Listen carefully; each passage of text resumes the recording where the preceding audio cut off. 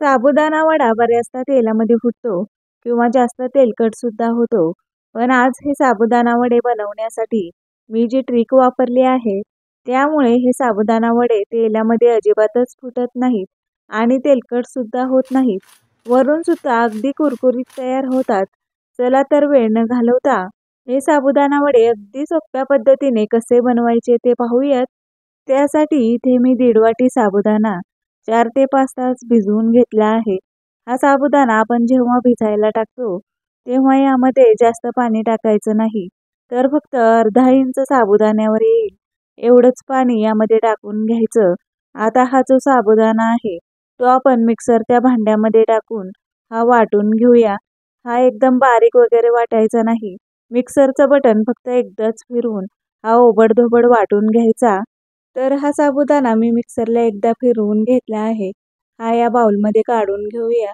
असा हा साबुदाणा वाटून घेऊन जर आपण वडे बनवले, तर ते वडे तेलामध्ये टाकल्यावर अजिबात फुटत नाहीत आणि वडेही छान वरून कुरकुरीत तयार होतात.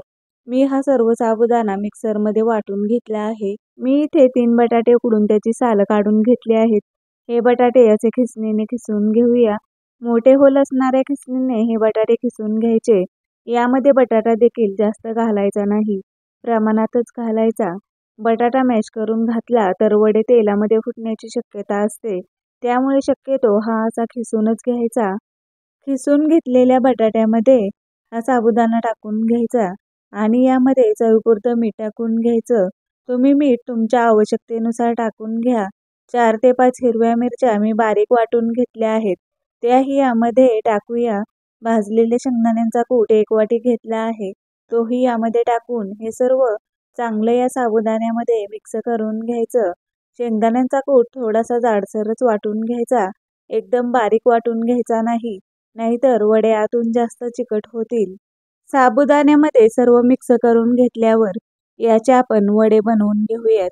हे वड्यांचं मिश्रण हाताला चिकटू नये म्हणून थोडंसं पाणी असं हाताला लावून घ्यायचं आणि या मिश्रणातलं थोडंसं मिश्रण असं हातावर घेऊन याचे आपण जसे मेंदू वडे बनवतो तसे हे तयार करून घ्यायचे.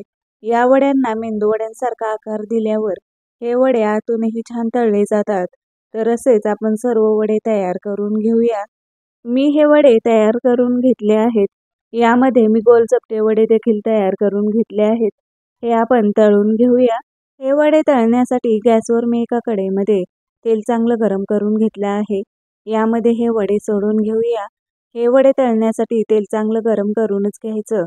जर तेल चांगलं गरम नसेल तर वडे तेलामध्ये फिसकतील. गॅसची फ्लेमसुद्धा मोठीच ठेवायची आणि हे वडे तळून घ्यायचे. हे वडे तेलामध्ये टाकल्यावर लगेचच पलटवायचे नाही. वडे चांगले असे तांबूस झाले की हे पलटवून घ्यायचे. आता हे वडे छान तळले गेले आहेत. वडे असे झाऱ्यामध्ये घेऊन यामधलं सर्व तेल व्यवस्थित नितळून हे एका प्लेटमध्ये काढून घेऊया. हे वडे वरून छान क्रिस्पी तळले गेले आहेत.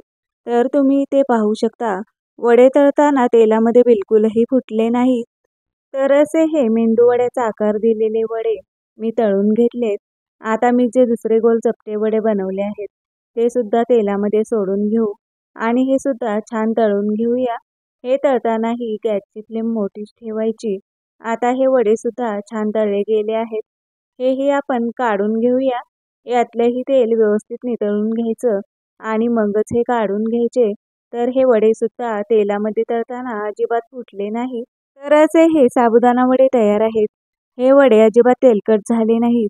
हे वडे जर इतर वेळेस खाण्यासाठी जर तुम्हाला बनवायचे असतील, तर यामध्ये तुम्ही कोथिंबीर, जिरं, तुमच्या आवडीनुसार तुम्हाला जे मसाले टाकायचे आहेत, ते तुम्ही यामध्ये टाकून हे वडे बनवू शकता. या पद्धतीने हे वडे तुम्ही नक्की बनवून बघा आणि माझ्या चॅनलला सबस्क्राईबसुद्धा नक्की करा आणि शेजारील बेल आयकॉन देखील प्रेस करा. म्हणजे माझ्या चॅनलवर येणारा रेसिपीचा व्हिडिओ सर्वात प्रथम तुम्हाला पाहायला मिळेल. पुन्हा भेटूयात अशाच नवनवीन रेसिपींसोबत. तोपर्यंत मस्त खा आणि स्वस्थ रहा.